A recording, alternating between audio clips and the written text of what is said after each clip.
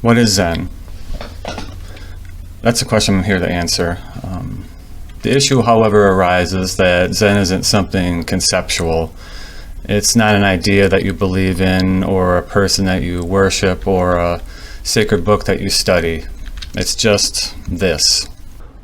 All the various writings and chantings and bowings and vowings and the meditations and the incense and even this dharma talk, everything in Zen is pushing and pointing and leading you right to this very moment, right now.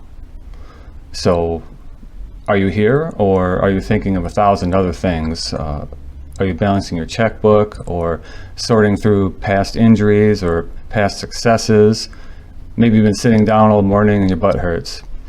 Maybe someone you know is sick and you're sending them out some love. Good.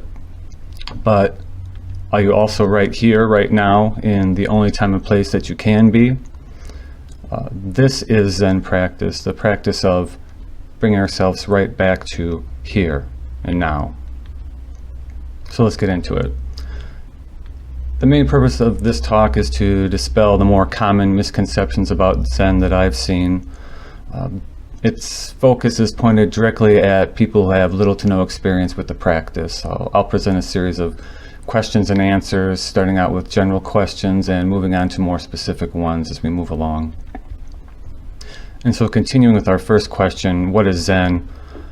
I'll give the most concise answer that I can, which will show how difficult it can be to give a straightforward answer to a question like this. And then we'll spend the rest of the talk picking it apart. So Zen specifically, or Zen and Soto Zen specifically, is a branch of Buddhism that focuses heavily on meditation in order to allow the practitioner to manifest their inherent enlightenment. It's as simple and opaque as that. The question then often becomes, is Zen a religion? And you'd suppose that would be an easy question to answer. Is Christianity a religion? Yes. Is Judaism a religion? Of course. Hinduism, Mormonism, Islam, all religions. But what makes them all religions? They all worship God or the gods. They have a corpus of sacred texts and a wide variety of practices, rituals, beliefs, shared histories that bind them all together. So when you see one of these religions in practice, you can be pretty sure you understand what's going on, generally.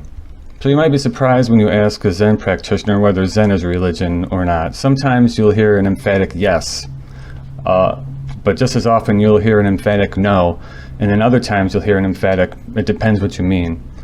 So how can that be? I'll try to explain. Zen began its life with the teachings of the Buddha 2,500 years ago in the jungles of ancient India. The Buddha, then known as Siddhartha Gautama, was raised as a prince and was sheltered from the realities of pain, suffering, and discomfort as a young man. At one point, however, the reality of suffering struck the young prince struck him powerfully enough that he left his family behind and joined the other ascetics searching for enlightenment, which was already an ancient tradition in India even that long ago. What he discovered was a path, something we might recognize as psychology, or something akin to the Greek and Roman philosophical schools like Epicureanism or Pythagoreanism. Namely, a way of life and a mode of being with a founder, a collection of texts, and a community. There are, however, to be sure, elements of the original Buddhism that we would identify as religious. Men and women living as monks and nuns, holy men with magical powers, and saints reincarnating through multiple lives. This could and probably will be the topic of an entire talk of its own, but suffice it to say that these elements of the mother tradition are a point of contention in the West in the modern day, with many, if not most, practitioners ignoring or denying these aspects, but not everyone. There continues to be an active discussion about what beliefs are necessary for an effective practice. One thing, though, to keep in mind is that across all the traditions, the Buddha is not a deity. He's not worshipped like a god. He's just a wise man who founded a tradition that still exists to this day. But the story as it concerns us right now begins with the diagnosis the Buddha gave all those years ago. It's commonly translated as the Four Noble Truths in English, but You could be excused for taking truth here in a Christian sense, but that's not quite right. They could also be called the four realities of the Noble Ones. The Noble Ones just being a fancy name for people who subscribe to the four realities or the Four Noble Truths. Realities here just means stating how things are. The sky is blue today. That's a reality. Simple. So the first reality, or truth, is the reality of dukkha. You might have heard the phrase, life is suffering, or everything is suffering. That's this, the first noble truth. Although, truth be told, everything is suffering is a pretty poor translation, but the details on why that is are too complicated to get into right now. You might think to yourself, Buddhism or Zen sound really pessimistic, but if you're thinking that way, you're misunderstanding the statement. It's not a holy truth, not a metaphysical description of how life is intrinsically. It's a doctor's diagnosis. When the doctor tells you you've got a rash, you don't take that as a statement about the nature of your soul or some permanent condition that describes the fundamental aspect of you. And you shouldn't do the same with the reality of suffering, or the first noble truth. We'll develop this further, but first I have to speak about the word we're translating here as suffering. The original word is dukkha, and expands a much wider spectrum of meaning than just suffering. It can also mean dissatisfaction, unhappiness, pain, or stress. It's literally a bad wheel. The metaphor is of a poorly shaped wheel bearing. Maybe a better term for the modern day would be misalignment. We all aim and spend most of our time planning for or lamenting a lost or never known smooth trip through life. But often we're dealing with bumps in the road, so to speak. We're jostled by bills, broken washing machines, jerks on the road, stubbed toes, illnesses, and death.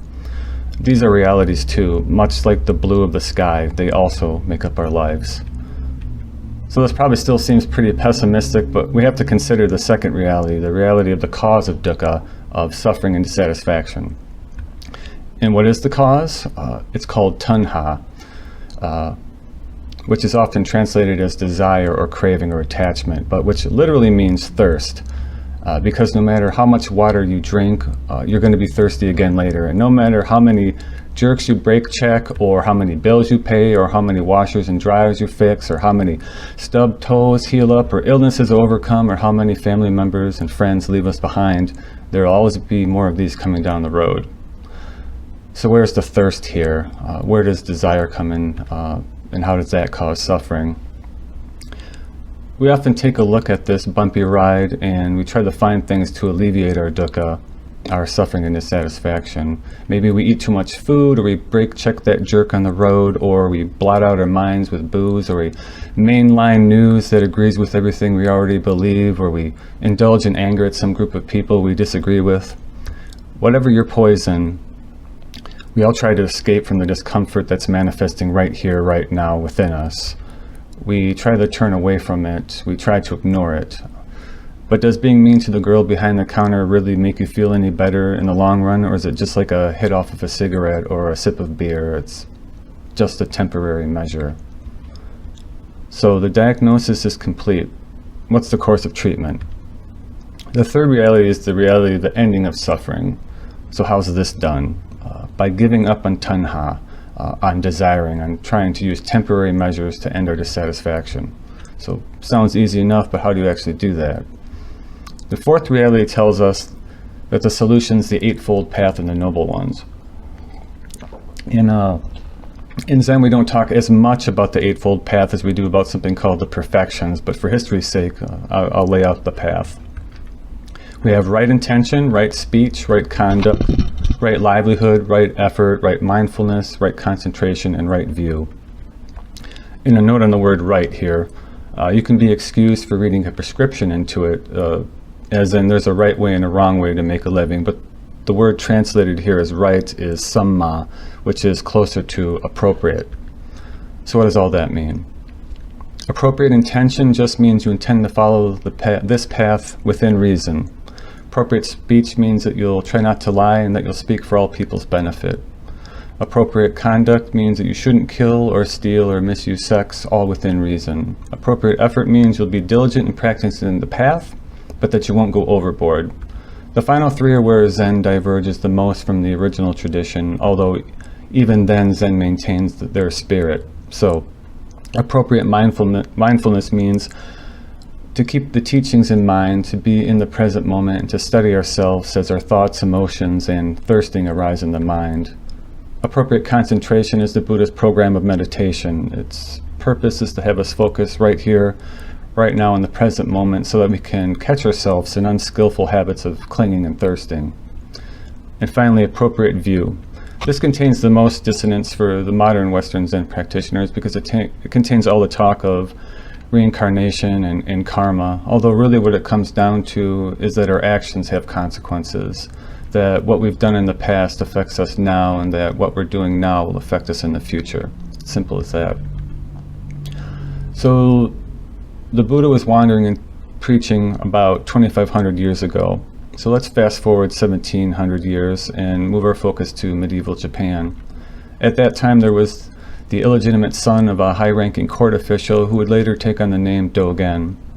When he was 7 years old, he lost his mother, and at the funeral, as he watched the smoke wafting up from the stick of incense, he decided to become a Buddhist monk. A few years later, he lost his father and found himself at various monasteries throughout Japan. He had a specific question that no one could answer, and so he undertook the dangerous sea voyage to China to seek it there. Years later, he returned to Japan, having discovered his answer, and began teaching the practice of Zazen, seated meditation, to others. And as a side note, I know I'm being a little bit elusive about Dogen's question here. What would prompt him to brave a likely death on the long journey over land and sea to China and back? It's complicated, so I'll have to wait till next time to find out about that. So continuing, this then is another answer to what Zen is. So what is Zen? The answer, we sit Zazen. Simple. That's really all there is to it, but you're probably wondering, what does that even mean? Zazen isn't the only thing we do, but it is what makes us Zen practitioners. So what is it? Za is sitting, and Zen is meditation. So it's just sitting meditation. And Zen Buddhists are the Buddhists who meditate. You also hear people talking about shikantaza. That's just shikanta, which is just, and za again, sitting. So shikantaza means just sitting. And that's it. That's simply it, or maybe unsimply that. So what do I mean when I say just sitting? I mean, you simply find a comfortable place to sit. We're exerting appropriate effort here. We're not trying to torture ourselves. And that's it. It might sound a bit nuts, but there's no better way I've found to look into my own situation, to watch my mind squirm and try to get out of the moment, to invent daydreams and escape the simple act of just sitting there. The mind will invent stories about others, about ourselves. It'll drift far off into the future or far off into the past, but why not right here, right now, and the only place that we really are? The first time someone tries out the practice, we usually have them sit down, face the wall to limit distractions, and simply count their breaths. So just 1, 2,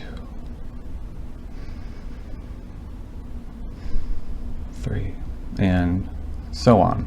We count up to 10 and then start over again at 1 in our heads, not out loud. And typically you can barely get to 3 before that voice in your head bubbles up and takes you on a journey to anywhere but where you actually are. The question I'd ask is, are you okay with living with a mind that's so adverse to simply slowing down, focusing on the moment, and just being? Once that bubbling turmoil in your mind has subsided and you're in more of a positive feedback loop of focus, looking back at your untamed mind can be a bit horrifying. At least it was for me. But it can also be a wellspring of care and compassion for all the other beings out there, including ourselves, who are just tormenting themselves with cycles of unskillful thought. So another question that comes up is,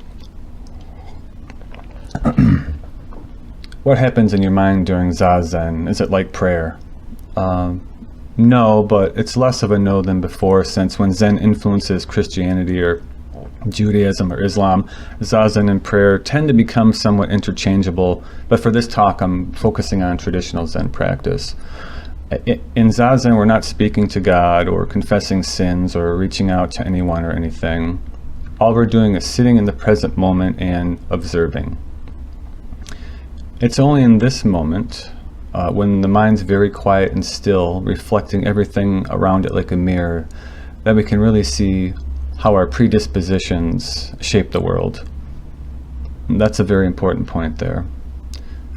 We tend to think of people and objects and ideas as one thing and liking or disliking them as something else. But once you quiet down the mind and observe what's actually happening, you'll see that an object and you're liking it and an idea and you're disliking it aren't separate from your mind. For example, a hamburger isn't just some blob of matter that looks and smells and tastes like a hamburger. It's also the feelings of a full belly after you've eaten it. It's all the memories of those times you had one, on a first date, at a family reunion, on a school trip. It's what the food is physically, and it's what the food offers you emotionally. It's pleasure and an opportunity for clinging. If you're stuffing yourself with a hamburger because you're sad, it's not just stuffing in all the calories and fats and sugars and carbohydrates, but you're also stuffing in all those past memories and sensations. You're stuffing in the good feelings that you remember. But those feelings aren't now, and trying to resurrect them in the present typically will only lead to temporary relief and more suffering and dissatisfaction. And this isn't just true of food, but of everything. People, jobs, ideologies, political parties, the schools you went to, or the people you hang out with. Often we cling to them, we thirst for them, so to speak. We use them to treat our undiagnosed or diagnosed suffering and dissatisfaction, our unease. In Zazen, we slow our minds down and focus on the present moment to observe what it is we're actually doing and the reasons why we're doing it, which is often just to use old methods, old strategies we learned in childhood or somewhere along the line to treat our current suffering. You get stressed out at work, so you yell at your kids. Your best friend said something mean to you, so you tell yourself how worthless you are. That homeless guy in the street is bugging you for change, so you just ignore him and tell yourself that he's gotten what he deserves. All these are strategies to relieve our suffering, our dissatisfaction, our unease. But as often and as hard as we try to apply them, they don't end our suffering. They just postpone it for a bit. To watch this process at work is to really begin to dismantle these unskillful habits for dealing with stress and dissatisfaction. That's what Zazen offers us, a solution that's not just a temporary measure, but one that offers a method for ending the unnecessary suffering we cause ourselves. So what does a life of practice look like from the inside? Imagine you're late to work. Every light is red. Some guy keeps passing you and slowing down. You're getting angrier and angrier, and maybe you start yelling, or maybe you start speeding, maybe you cut him off, or maybe you do something even crazier. All of these are unskillful strategies that we've learned along the way to deal with our stress. A life of practice allows us to notice these signs of stress as they begin to arise and gives us the space to counter them or to put them in their proper context so that they don't make our decisions for us. We feel our heart begin to race and we steady our breathing, taking long, slow breaths. We see the guy racing past us only to slow down. We feel the anger begin to rise up in the body, the muscle tension, the bubbling in the guts, and we acknowledge it. We realize that this guy could be completely oblivious to what he's doing, or he might be caught up in a spiral of his own unskillful strategies. He might just have gotten in an argument with his wife, or he might have just gotten fired. Who knows? But our practice allows us the space to recognize that the only variable that we can control is our own reaction to the situation. And so we extend compassion to this person, acknowledge the pain that they must necessarily feel just because they're human, and react with compassion towards them, towards ourselves, towards everyone else on the road. This is a way to turn every red light into a gift, to turn every trip to work and to a pleasant Sunday drive without a destination. We typically fail to notice how much of who we consider ourselves to be and how many of our mental frames have been programmed into us by our family, society, biology, happenstance, history. Why do you get exasperated in the way that you do when your kids talk back to you or when you feel a coworker's disrespected you? Often it's just a reenactment of strategies that you've used your entire lives, strategies that we've honed in early childhood, created in response to parental environments, sibling environments, school environment, neighborhoods, etc. Zen allows us the opportunity to quiet the mind in order to look at what's actually going on and to choose how we'll respond instead of just reacting. It gives our lives back to us instead of being a prisoner to all our old unconscious habits. So once the mind is quieted down, you'll find out that a lot of what we consider to be ourselves is just a voice in our heads commenting on what's happening in the moment. Instead of experiencing what's happening right now, we're listening to a running commentary on what's happening or what we wish were happening or what we wish weren't happening. We're telling ourselves how we should feel, the mistakes we've made, what things we'd like to have happen, what things we'd like to avoid. Everything but experiencing what's actually happening. This is a recipe for madness, for dukkha, suffering, dissatisfaction. We're projecting into the future what we hope to have happen or not happen, and looking into the past and lamenting what has happened or praising what we want to have happen again. All the while, we're never right here, right now, in the only place that we can be. So, this is how simply watching the mind do its thing can ease suffering.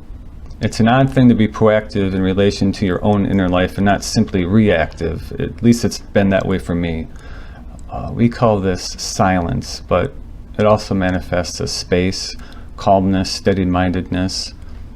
For example, in order to make a positive change in myself, I used to have to get very angry first. I'd grasp so tightly to my normal routine that there'd be almost no way to get me to let go. To let go would have caused anxiety, and so I grasped even harder and tighter, but grasping harder and tighter stirred up the worry that I'd lose what I was grasping, which just stirred up more anxiety. It wouldn't be until my anger was so strong that I was able to override the urgency of my clinging that I could finally let go and make a positive change. Simply sitting zazen and watching these cycles play out over the years helped me recognize what I was doing to myself. And by recognizing that, helped me to change it. We have a few names to call this state of mind, but beginner's mind captures it the best. At the beginning of an endeavor, before we really know what we're getting into, there's nothing but possibility. But as we move on, we become more familiar with the process and begin to conceptualize it. Beginner's mind is that fresh perspective when everything is still unknown, when everything is still possible. And that's what we're trying to cultivate in Zen practice. So I plan on ending the talk here, but there are still a few things left that I feel deserve longer answers, but that it'd be remiss if I didn't at least begin to address them here a little bit. So the first topic. Isn't Zen the search for nirvana or enlightenment, for a special mystical state that'll totally transform you into some type of holy figure? While it's true that the original form of Buddhism's endpoint was and is nirvana or enlightenment, the particular form of Buddhism that Zen is a part of sees enlightenment and its opposite, quote-unquote, delusion, as natural states of mind, both of which you're probably familiar with. For example, have you ever been somewhere just walking or working away or sitting quietly or running all out and suddenly just there's just the walking or the working, the sitting or the running, just the presence of all this? If so, then you've seen it and you know what I'm talking about. That's a glimpse of enlightenment. The opposite, delusion, we're all pretty familiar with, so yeah, we've all been deluded. Zen specifically utilizes meditation in order to bring the natural state of enlightenment to the forefront, to wash off its covering of delusion, and to simply live in the present moment without 1,000 distractions pulling us away from what it is we're doing, what it is we are in any particular moment. All of this isn't to say that there aren't pretty wild states that can be encountered during Zazen from time to time, but those are the types of experiences that we can encounter outside of Zazen as well, maybe with less frequency, but our minds are so stuffed full with words and ideas that we hardly ever notice them, let alone the unfolding of our own lives. So the second topic, do you do Zazen on your own? So we do, but Zen is a practice that you can do with others.